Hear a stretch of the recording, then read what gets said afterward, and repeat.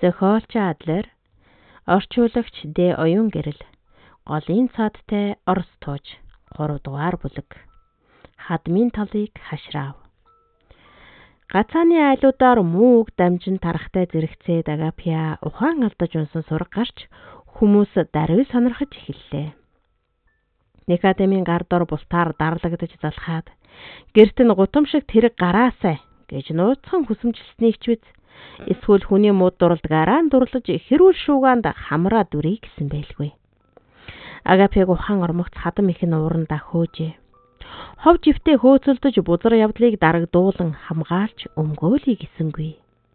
Цустай даавны хөхтөө явдлыг одоо ч мартаагүй улс олон. Тэдний хашааны хаалгыг давархаагаар будчихсан байсан. Шоолж байгаа нь тэр бас мартагдсан хөгийн заншлалт. Гагцхүү Игнат охиноо буцааж авах бодолгүй сув. Тэртээ тэргүй нэр хүнд байх биш. Үлдсэн 2 охинд гутамшиг цүдэр тусгал дутаж гин. Агапиаг нөхөр нь аваад явсан гүцээ. Хариуцлагаа өрнөц. Аким агсран уурсаж хэрүүл уруул зодоо нүдэ хийж яв. Гүй тэглээгээд улс амтны амыг барьж дийлсэнгүй.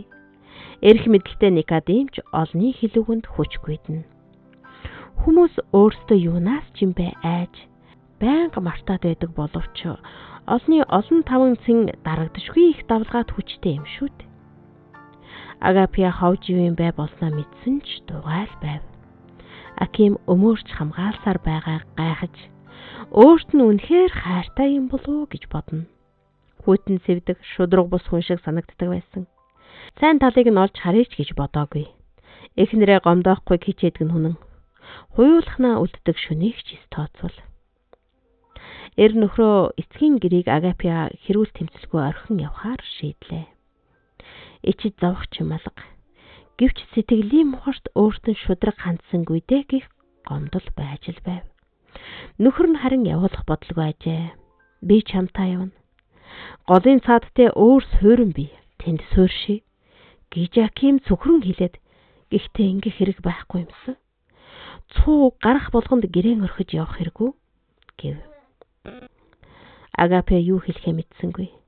Дараа нь цаал санааг ойлгож золтойл төс хийтэл инээж гисэнгүй. Үгүй. Аким шиг хүмүүс хөрөнгө зөөрөө орхино гэж байдаггүй юм. Тэгээ хүнч биш. Гэлээж сонирхолтой санагдаж асуухаар шийдлээ. Дооглонгуй янзаар. Бүх юма хаях гэж юу? Гэхэд дуу хоолой нь хуурмаг бүглүү дуулджээ. Аким эхнэрийн дууг хавар сонсдог бөгөөд толгой сэгсрэн харав. Үгүй дээ хаяхгүй. Чи миний бүх юм шүү дээ. Агапиа амьсгалхаа мартан гацаж орхилоо. Акимыг урд нь харж байгаагүй мэд. Өөр нүдээр сонжин ширтв. Хачин хүн юм аа. Тахуурхаж байна гэж бодоод буруу харав.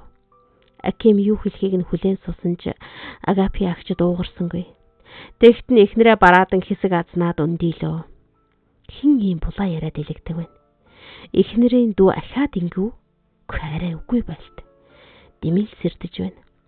Төрсөн ихчигээ шавхаа тутагдаг хүн гэж байхгүй. Гэтэл бодлыг нь тасалж хаалга товших чимээ гарав. Босгон дээр Лилка нус нулимс болон загсна.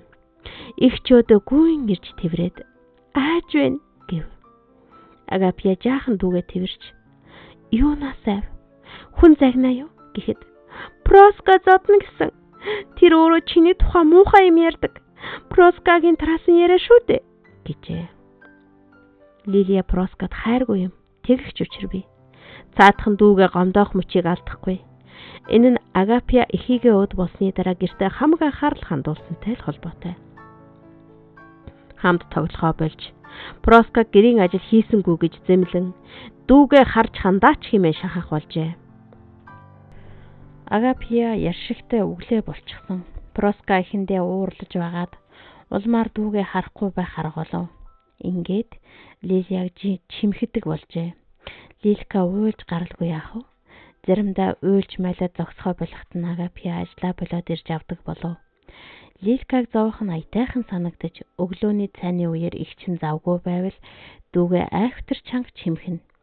Лилия дуугарч чадахгүй ээрч эхлээд цонхиж байснаа удахгүй чансуулаач ирнэ. Амнаас нь зутан гоочиж нүднээс нь нулимс бөмбөрнө. Дүүгээ яаж зовхыг харах нь Проскад таатай сайхан байдаг болжээ. Лилка инхүү ихчээсээ айж хуйл үлдэхгүй гэж уйлна. Агапия баг дүүгийнхаа бие дээр хөхөрсөн байхыг олж харсан ч эхлээд тоосонгүй, санаандгүй юм өргсөн байлгүй гэж бодоод өнгөрдөг байв. Дараа нарийн хартал хурууны ороор хөхрөөд байх болсон тул ажиглая гэж шийджээ. Проскан дүүгийнхаа гоёг чимхэж байхыг олж хараад Агапия гал зуртлаа уурлаж суран ногтоор нүүр нүдгүй ороолгож гарав. Зодож болохгүй гэж ойлгох боловч бие барьж дийлсэнгүй. Хүүхдүүд хоорондоо яаж учраа олох нь Игнатад хамаатай ч биш те. Ингэж Проска анхудаа Агапиагаас айсан билээ. Тэгээд үзэн ядах болсон юм. Эцэгтэй ховлож том охиноо шийтгэх байх гэж найдсан ч цаадах нь хоёр охины яриаг дараалж сонсоод олигтой чангахан ороолгосонгүй гэж Агапиаг загинжээ.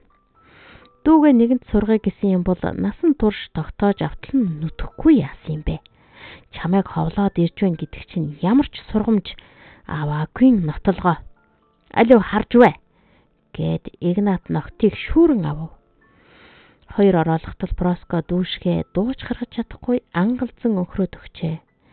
Эцэг нь муухай хөхөрч гарсан Агапия ухаан алдтал айв. Харин Проско яаж өшөө авахаа бодож хөвтлээ. Игнатын зүбэжээ. Шийтгсэн шиг шийтгэх хэрэгтэй. Насаараа мартахгүй болтолно. Проскаг тэр үед өвдөөгүйсэн бол цаашид хорон төлөвлөгөө боловсруулах зориг гарахгүй ч байсан байж мэднэ. Гэвч Проско эцгээс Агапиагаас тэр даруй ус авчээ. Нэг сумаар хоёр туула буудсантай адил. Эсгийн хоолнд жижиг чулуу үүрүүлэн хийв. Игнат хоолыг харалгүй хурдан иддэг. Тэгээд шүдэг эмтэлчихжээ. Агапия шийтгэлгүй яах вүлээ? Зутан чансан хүн юм чинь багтарсан эцэг нь хоёроор тогтохгүй ташуурдав. Охины хувцсыг цус нэвчтэл ухаан алдаж унтлан зоджээ. Түүнээс болж бүсгийн гуйнд том сорив үлдсэнийг Проско, Лилка хоёр нэмээд одоо Аким мэднэ. Проско тэр өдөр сэтгэл дүүрэн явсан. Энэ санааг Авдотья Платоновноос авсан аж. Өөрийн тарихаар ийм юм бодож олохгүй нь мэдээж хэрэг. Авдотья авгаа жигтэйхэн хэрцгий хүн байв. Эр нөхрөө ганц бэртэйгээ нийлүүлэн атгана. Шар будаа дутуу чансан бэрдээ чулуу зажлуулж явсан авгайдаа. Никодимын явдлыг зүгээр орхисонгүй. Бэр огтоо ээжүүд хатуу гараар барьдаг нь үнэн хэдий ч ийм жигшүүртэй харгас хэрэг арай гарч байгаагүй юм. Бэрийн ээж нь нүдэндээ нулимстай гүн ирж Просковьяд гомдол мэдүүлжээ. Авдотьяг шийтгэн дарж өгнө үү хэмэв. Тосгоны ёсонд айлын ихнэрт ухаан зан гэж байхгүй тул ирчүүдтэй л ам хэлээ ололцдог. Иймд Никодим Авдотьягийн нөхрийг олны нүднээр залхаан цээрлүүлж мал амтнаас нь торгуул хэмээн тасдаж яваад ядуус тарааж өгсөн байна. Авдотья нөхрөө тоохгүй байж болох ч хөлс цусаа урсгаж үржүүлсэн үнэ дахиад тэргүүтнээс салахад гомдолтой байжээ. Ингээд даварч дэвэрсэн авгаа хэсэгтээ намсав. Игчийнхээ гуйны тэр сорийг Проска өнөөх аригчинд хэлсэн хэрэгэлтэй. Энэ тухай хань нөхөр нь эсвэл нууц амраг л мэдэх учиртай гэж тооцоолсон байна. Акимыг их нэртэй эргэлзэж эхэлнэ гэж найдсан юм. Агапия жирэмсэлсэн үедээ ч таарав. Проска ийм жаргалтай байлгүй уджээ. Баярлаж хөөрсөндөө өөртөөгөө чанга ярьж гүйлгээ ухаанаа бишрхийг нь яана. Лилка сонсоод гимээ намжлахгүй бол Акимд очиж хэлнэ гэв. Хүүхэд гинэ юм хойно ихчигээ айлгая гэж сансан байж. Гэтэл Проска ташуур шүүрэн авч хараалын муугаар зүхэн хашгичжээ. Лилка гэрээс ухсхийн гарч гүйсээр хөлийн чадал мэдэн харааж ирсэн нь энэ. Том эгчтэй тэврүүлж тайвширдаг хүүхэд юм. Аким хэргийн эзний тухай сонсвоо үгүй юу ширүүн муугаар харааж гарсанд Просковья зандарч хүүхдийн дэргэд аазна. Эхийн дэрэгдэж бүү хараа гэжээ. Гэвч маань нэр ёс зүй бодохтой мантай. Уур цугалдаа хөдлөгдөн гэрээс үсэрч гарав.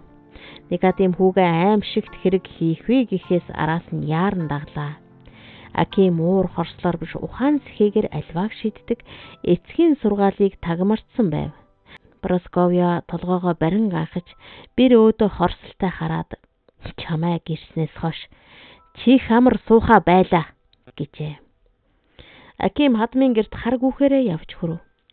Шартаж хэвдсэн Игнатын толгой дундуур татаад авсанд Проска хэргийн үчрийг гадарлаад айсанда чарлжээ. Эцгийгээ бус өөрийгөө л бодож айв. Улаар нь дайрах 90 гарт өртөхөөс илүү аимшигтэй зүйл байхгүй. Игнат гинт цохиулж сэрээд эвхрэн өнхөрч яолов. Агапигаас болж зодуулв гэж санджээ. Хүүхнээ гэртээ хорж чадаагүй чиний л буруу гэд Игнат Просиад хандаж харин чи сайн харж ав гэлээ. Аким амсгаа аваад хадам эцгээ өшгөж гарав. Энэ зураа Просиагаас нүд салгахгүй харна. Охин амсгалахгүй шахан болон шигдэжээ. Игнат хачин муухай хихтнан дуугарч эхлэхэд Аким зогсооч гэж бодсонгүй. Тэгтэл Никодим хүүгээ шанаадаж авав. Аава гэж Аким улангасан эцэг рүүгээ дайраад арайхийн бие барьж зогссонд атгсан нүдэргний судас хагарах шахан зангирч байлаа. Никодим хөмсгөөч хөдлөсөнгүй. Ухаан орооч. Ингэж шийддэг хэрэг биш. Би энэ толгоны тэргүүн байтал чи гөлөг шиг дур мэдэн хүн шийтгэн гинэ.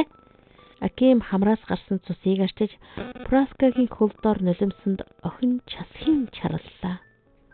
Та тэргүүний юм бол учрыг нь ололтоо. Никодим Митрофанович гэж Аким шазуурзун хилээд эцэгтэй мэхийв.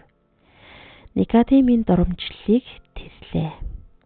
Акимыг өрөвдөн харна. Хүн Агапиагаас болж ухаан санаагаа алдаж гүйцжээ. Үргэлж ингэж засаг замбраагүй загнавал тосгоныг удирдах чадхаа болно гэдгээ ойлгохгүй яваахүү. Тэр ч дараагийн асуудал. Никодим Акимыг гадагш гартал хүлээж зогсов. Гарсныхын дараа шүдгүү амаа тэмдчин суух Игнатыг хараад өнөө орой тосгоныхон цугларна. Чалча Проска ихчийнхээ нэр сүрийг гутааж худалцуу түгээсэн бурууга хүлээн. Хүмүүс яаж шийтгэхээ шийдэх гэлээ. Игнат Никодимыг хөлөөс зуурч өршөөж хилтрүүлнэ гэж гуйв. Никодим хөлөө суллаж аваад эргэжж харалгүй гарч одлоо. Аким эцэгтэйгээ үг дуурсангүй. Цуглаанд ч очсонгүй. Мах зажлаад хан ширтэн дуугүй суун. Өнөөрэ ээж нь хоол хийжээ. Агапия дүүгийн хамт өрөөндөө суусаар л байв. Просковья тэс жадан холхино. Бодсон санснаа хилмээр байвч хүүгээ уурлуулахаас имэн. Гэвч дуугүй байх нь хашгирч бархирснаас ч долоон драажээ. Просковья тэссэнгүй. Уйлах шахан хэлсэн нь өчигдөр ихийгээ тоогоогүй. Өнөөдөр эцгийгээ дараа нь яах гэж байна? Гэрэн орхих уу? Хүн хүний дэвсгэр болсон муу эмээс болоод уу? Ээж хэлсэн үгэнд харамсах вэ дээ? Аким ихнэрээ доромжлуулах бодолгүй суусан тул ширээ шааж авлаа. Просковья золтой л цус харавчихсангүй. Зүрхээ дарж ав. Залт шулам. Хүүг нь ховсцноос зайлахгүй. Толгойг нь бүрэн мэдэх болжээ. Баг хүн цэргээс хурдан ирээсэ. Пётр ингэж ихийгээ зандчуулахгүй. Никодим бол яавал миний үгийг дуулах хүн бэ чи гэд Просковья мэгшин уйлж яавал эхийн үгийг сонсооч гэв. Аким эргэж харсангүй. Ширээнээс босоод гарч явлаа. Энэ хооронд Никодим хүмүүсийг цуглуулжээ. Ийм янзаар олонний доогдох болж буйгаа мэджил байв. Тохой мултравч ханцын дотроо гэдэг. Ичхүр сонжуураа алдаж гүйцлээ. Даанч өөр арга олдсонгүй. Ингэж л хов живийг дарж авалгүй, горгүй. Хүүгийнхаа төлөө нэр хүндээ унахаас яах вэ? Мөн ч болчумгүй хэрэгэ. Проска хүмүүсийн нүдэн дээр хэрэг хүлээхгүй гэж санав. Гэвч өөр гарцалга. Игнат өвдөглөн мүлхэж юу ч юм бэ бутна. Эцгийг шийтгээд өнгөрөх биз гэж Проска эцсээ хүртэл найцаар зогслоо. Гэтэл толгоныхон Игнат охиноо хүмүүжүүлж дийлэхгүй байгаа бол нөхөрт гаргах нь зүйтэй гэцгээжээ. Гэлээч ийм бэртэ болох айл олдсонгүй. Иймд Никодим охиныг Авдеотиагийн багхүүд өгөхөөр шийдэв. Ирим ухаан сул залуу. Их нь хэлэхгүй бол нусаач арчихгүй. Охид хүүхнүүдээ сайн. Тэд ч өөрийг нь тоохгүй тойрно. Авдеотия Платон аавна бэр болох бүсгүйг жигшсэн янзтай харсан ч Никодимтэй маргасангүй. Айж байлаа. Гэвч өөр талаас нь бодвол Иремийг тоож гэрлэх аятайхан бүсгүй олдохгүй. Харин энэ Проска хүмүүжүүлээд авахд болно. Гар хөлн бүтэм нүдам нь байрандаа байж л байна. Охин биеэр болно л гэсэн үг. Ажил хийлгээд сурахчих нь зөвшөөрлөгөө бол зүрхэлж өдөөс хардаггүй л болох юм хойно. Проска энэ мэдээг дуулмагц ухаан алдаж унжээ. Авдеотия Платон аавнаагаас сүнсээ зээлтэл айдаг билээ. 4-р бүлэг хадам бүр бэрийн зовлонтой. Агапия юу болсныг мэдээд айдас давтжээ. Игнат ямар ч хүн байг хамаагүй эцгийн юмдаа зайлал. Хүний хувьд бодоод үзвэл хэдийгээр дурсан охиноо хөдрөө мөрөд алдсан ч гэсэн өрөвдөмөр. Хэн ч юм хатуу шийтгэл амсах ёсгүй. Проскагийн тухайд Никодимын шийдвэрийг Агапия зүйд нийцсэн шударга юм гэж боджээ. Дүүгээ аль эртэл ухаан суулгах ёстой байсан юм. Одоо амаа татах байлгүй. Сэтгэлд нь урвалтаас үүдсэн гашуун амт хургаж үлдэв. Баг дүүгээ өрөвдөж шаналан нөхөртөө анх удаа ам нэхэр шийдэж Лилияг үлдээгээч гэж гуйхаар болов. Хадам ихээс гуйгаад нэмэргүй. Хорломоор санагдаад яавч зөвшөөрөхгүй. Юунаас болж Прасковья өөрт нь дургүй байдгийг Агапия мэдэхгүй. Тоожийн талаар боддог ч үгүй. Аким эхнэрийн үгийг сонсоод юм амлсангүй. Агапия өөрийн биеэр ингэж гуйсанд хачирхжээ. Эцгийн гэрт амьдрах тул шууд зөвшөөрөх аргагүй. Эх эцгээсээ мэхийн гуйх хэрэг гарна. Уучлалтгүйн дорд орж айлын жаахан хүүхдийг дэрэгдээ авъя гэж зөвшөөрөл хүсэн шүү дээ. Бардам зан нь эцэгтэй очиход саад болов. Харин эхээсээ гуйхад амар байлаа. Прасковья хүүдээ ууралсангүй. Агапия л уурыг нь бардаг. Өөр үйдсэн бол хүүдээ татгалзахад ядах юмгүй. Гэтэл одоо тэгж болохгүй. Хүүн уурална. Эхийгээ ойлгохгүй. Тэртээ тэргүй Агапиягийн үгээр хөдлөнө. Харин ихтэй гомдол тээж хоцорно. Прасковья тэгж бие хорлох хүн биш юм. Иймээс Лилкаг гэртээ авъя гэж хэлжээ. Үннийг хэлэхэд хөөрхий охиныг өрөвдөж суусан юм. Энэ тухай хүнд ч хэлээгүй. Аким ихтэй талархаад бүдүүлэг харьцандаа өршөөлөөрөв. Хэлэн татсан хүнч биш те. Ингээд Прасковья уучлж дотроо бас дүгнэв. Хэрв Агапия дүүгээ үлдээ гээгүй бол хүүн сэхүүн толгоолоод удаан явах байсан. Тэгвэл хизээч уучлал өршөөл хүсэхгүй л байсан да. Агапия хадам ихийнхээ зөвшөөрснийг дуулаад цочирдон гайхажээ. Муугаар бодож явсандаа эвгүүрхэн ичв. Өглөөнөөс босож хадамдаа очиж мэхийн яслаад хийсэн гин байсан бол уучлж саярхахыг хүслээ. Энэ мөчөөс эхлэн Прасковьяг Агапия гэгэн дарих мэт хүндэлж явах болов. Дүүг нь үлдээсэн явдал тийм л үнэтэй байжээ. Лилка ахаад инээдэг болж гин. Том эгчтэйгээ байхад тайван жаргалтай. Томчуудын хөлд томолдож гүйхгүй хичээнэ. Гэрийн ажилд тус дэм болъё гин. Прасковья охиныг зэмлэж гомдоохгүй боловч ялдам загнахгүй. Лилия ихэнх цагийг гадаа тоглож, айлын хүүхдүүдтэй гудамжинд хөөцөлдөж өнгөрөөнө. Никодим ажил төрлөө хийж, хот хүрээний улстай худалдаа намаа эргэлдүүлнэ. Аким эцэгтэй дэм болж хажуугаас нь сурч яв. Никодим хүүгээ өөрийн суурьнд тавихаар бэлдэж байгаа хэрэг аж. Прасковья ширүүн дөрвөн аашлаа гэд сайн юм болохгүйг ойлгож, сайхан загнах боллоо. Нэгдүгээрт Агапия ач хүүг нь тээж яваа. Хүү гэдэгт эзэгтэй эргэлзэхгүй байгаа юм. Хоёрдугаарт шинэ айдастай болжээ. Акиминд зориулан барьж байгаа байшин хизээ мэдгүй бэлэн болно. Прасковья хүүгээ явуулмааргүй байв. Эхнэрээ дагуулад удахгүй нүүн гэхээс эхийн сэтгэл энлэн шанална. Нөхөр нь түүнийг дооглон инээж залуу явснаа санаач гин. Хадмын гэрээс явж өөрийн гэрт суухыг өдөржин шүнжин мөрөөдөж явсныг нь сануулна. Никодим ийхүү шоолоход эхнэрийн цухал хөдөлжээ. Ямар учраас нүүхийн төс болдгийг нь ойлгодогчгүй байсан.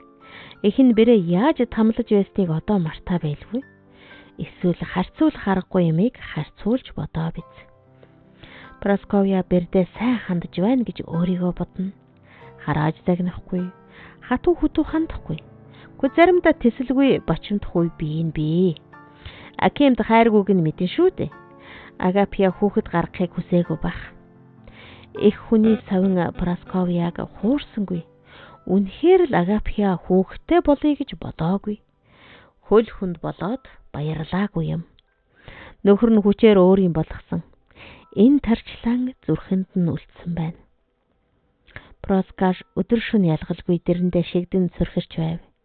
Ирэм тэр хоёрын хурим даруухан болжээ. Хуримын шүнч бүтлгүүдэв. Ирэм эхнэр авахд бэлэн биш явсан болохоор Проска кархаас айж юун өөр юм хүсэхтэй мантай. Авдотья Платон аавна нөхрөө шахан хүүтэйгээ яриулах гэж үзв. Гэтэл нөхөр нь үг хэлсэнгүй. Тэгсгээд учраа олцгоо нь үзгэжээ. Тэгэхээр Авдотья бухимдан бархирч ичгэвтэр яриаг өөрөө хийн гэж сүрдүүллээ. Проска хадмын хашгирахыг сонсоод үхтлэн айж сув. Авдотья Платоновна 4 хүү төрүүлснээс 2 нь багадаа өвчний улмаас үгүй болцгоосон. Том хүү Захар нь Ульянатай гэрэлсэн. Ульяна гэж яагав чулуу зажлуулдаг бэрэн шүүд. Хадам ихийн өмнөөс нүд өргөж хардаггүй. Хэлсэн үгийг нь дорхноо дагдаг. Проска нүдийг нь хараад их гайхжээ. Амьд өвтөл шиг. Тэр хүүхний нүдэнд амьдын тэмдэг байсангүй. Боолол гэж ийн байх. Нөхөр Захар нь дуу муутайж би даасан хүн. Гэвч ихтэйгээ маргаж эхнэрээ мөөрдөггүй. Ажил ихтэй. Тэдний 3 хүүхэдтэй. 2 охин, ганц хүү. Ирэм нь оюуны хомсдолтой, үг дуугүй юм. Юм болгоноос айна. Ихийн зааваргүй юу ч хийхгүй том болсон хүүхэд. Ийм эртээ хорвоог туулах бүхэл хоолоо хамт хийгээд идэгч бэрхтээ. Эхний үед Авдотья бэрээ ажиглан судалж байв. Хадман тагдуугүй байсанд Проска дагжталж чирч суулаа. Ууралхаас айна гэж туйлгүй. Хамгийн аимшигтай нь гэр орныхоо ажилд бэрийг ойртуулахгүй байжээ. Үүнээс болж охины толгойд хачин жиирхэн бодлууд эргэлдэнэ. Авдотья авгаач муу бэрээ хашааны ёроолд булаад хайчхаас хийхгүй толгойдоо. Эцэг нь ирэнтэй ярилцав. Хүү өхнөртэйгээ яах их нь өгөнд хамаагүй. Авдотья тэр хоёрт ийм асуудал гарч байгаагүй. Цаадах нь өөрөө л өвөр төрөйд нь ордог байсан. Үгүй бол Авдотьягийн мөрийг илэхэд болно. Авгаач цаад санааг нь ойлгож хариу барьдаг байж үлээ.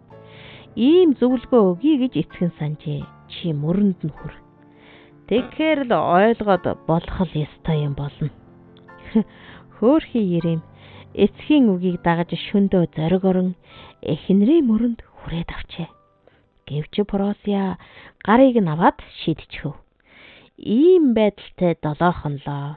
Бэрийн атар онгоны нотлогоо болох орны давыг хүлээсээр Авдотья ч цугалдаж эхэлжээ. Яагаад байгааг ойлгосонгүй. Харин дараа нь учрыг олж мэдээд хажуу айлуудаа дуултал орлон шүүган тариугин. Гэрийнхэн нь бүгд шийтгүүлв. Ирэм нөхөр нь Просия бүр Ульяна Захар хоёр ч толгоогоо эрэхтэл загнуулжээ. Тэр шөнө Авдотья Платоновна ичих юмгүй залуу хосын дэрэгд лаа барин гарч ирлээ. Хяналтандаа авч байгаа тэр. Үүнээс илүү муухай доромжлол Проскад амсаж үзээгүй. Лааны гэрэлд тодорсон хадам ихийнхээ үзэшгүй муухай царайг дараа нь их л удаан хардарч зүудэлсэн билээ. Тэр цагаас хойш Авдотья Платоновна бэрээ хүмүүжүүлэх ажлыг гардам барьж авав. Ажил хийж сураагүй Проска өглөж гарна. Тэгмэгц шийтгэл амсах болжээ. Гуйж гомдож ятгаж үзээд Авдотьяг зөөлөж барсангүй. Орой болоход Проскагийн гарах хөл салган нь чичиртлэн туйлдаж эцэнэ. Хамгийн аимшигтай нь их нэртэй болсны жаргалыг амсаж мэдсэн ирэм шүн болгон татж чангаах болжээ. Гэртээ тусдаа ажил хийж байгаа нь. Тэгэхэд нь Проска Агапьяг санджээ. Ингэж нулимсандаа хутгалдаж суугаа нь ганцхан түүний л буруу. Эгчийнх нь амьдрал дээрдэх юмгүй гэж бодсон ч үгүй. Өдөр бүр зовлонгоо бодон тарчиж хараалын үг шившиж суухалжээ. Авдотья Платон аавна энэ бүхнийг харж байв. Бэрийн толгооноос тэнийг бодлыг нь авч явах гэж оролдоно. Проскагаар гэрийн хамаг муу хэцүү ажлыг хийлгэнэ. Хоолунд бэлдүүлэхгүй. Ульянад арай өөр хандана. Просягаас илүү Ульянад хадам нь итгэж байв. Аргач үгүй юм. Хамт амьдраад утсан улс. Проска өдөржин ажиллаж ядраад яаж хадам ихийн анхаарлыг өөрөөсөө салгаж Ульянад шилжүүлэх аргаа олохгүй явна. Тэгээд Ульянагийн зуурш тавьсан гурилд давс хийхээс өөр олигтой юм толгойд нь орж ирсэнгүй. Тохирог мөчийг хүлээж агаад л баахан давс цацж орхижээ. Ирээнд харагдчихна гэж санаагүй байж. Нөхөр нь эхнэрээ даган явж шөнө болохыг хүлээн мулгуу царайлан инээж явах болсон юм. Тэгээд Просягийн тарсан хэргийг тэр дорн ээждэн очиж мэдүүлжээ. Тэнэг хүн чинь өөр яах вэ те? Авдотья Платон аавна хүүгийн үгийг сонссон боловч чимээгүй орхив. Юу болохыг харъя гэж шийдсэн аж. Ульянагийн гамбирыг идэвхэн олдсонгүй. Хэтэрхий шорвог олж орхисонд Ульяна айхтаа бүр ч жижигхэн болчих шиг харагдав. Проска хадам өөдөө сонирхон ширтлээ.